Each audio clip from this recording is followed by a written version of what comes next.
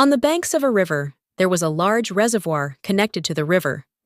The water in the reservoir was deep, allowing moss and aquatic plants, the favorite food of fish, to thrive.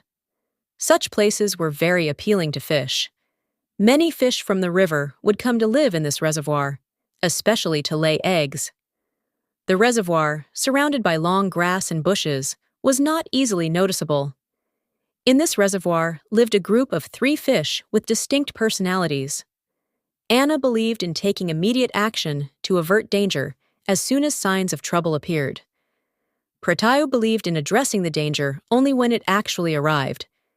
Yadi, however, thought that trying to avoid or escape danger was pointless since everything happened according to fate, and whatever was destined would occur. One evening, some fishermen were returning home after catching fish in the river, but they had caught very few fish and looked disappointed. Suddenly, they noticed a flock of fish-eating birds flying over the bushes, each with fish in their beaks. Surprised, one fisherman guessed, "Friends!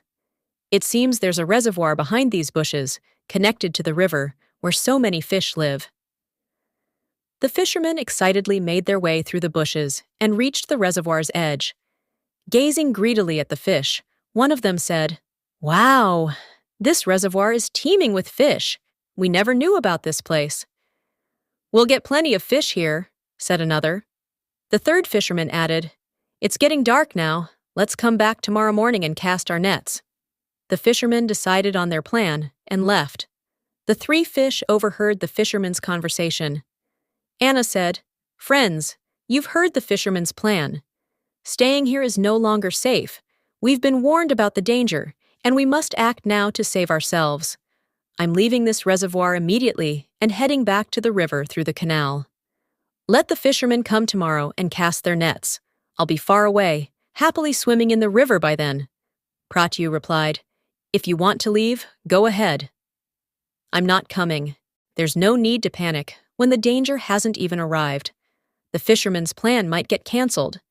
Maybe rats will chew their nets, or a fire might break out in their village. An earthquake could destroy their homes, or heavy rains could flood their village. Their coming here isn't certain. When they come, I'll deal with it then. Besides, I might not even get caught in their nets." Yadi, the fatalist, said, "Running away won't change anything. If the fishermen are destined to come, they will come. If we're meant to get caught in their nets, we will be caught. If it's written in my fate to die, then nothing can be done about it." With this, Anna left the reservoir that very moment. Pratyu and Yadi stayed behind. At dawn, the fishermen arrived with their nets and started casting them into the reservoir to catch fish. Seeing the danger, Pratyu began thinking of ways to save herself.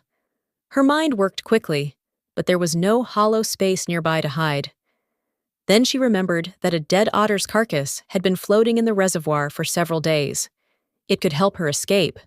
Quickly, she found the carcass, which had begun to decay. Pratyu crawled inside its belly and covered herself with the stench of the rotting carcass. Soon after, she got caught in the fisherman's net.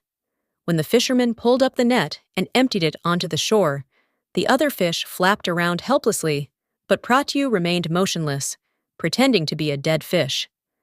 The stench caught the fisherman's attention. He picked up Pratyu and sniffed her. "Ugh! This fish has been dead for days. It's rotten!" he exclaimed.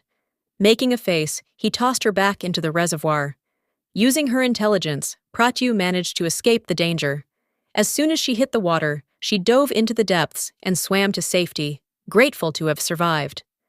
Meanwhile, Yadi got caught in another fisherman's net and was thrown into a basket.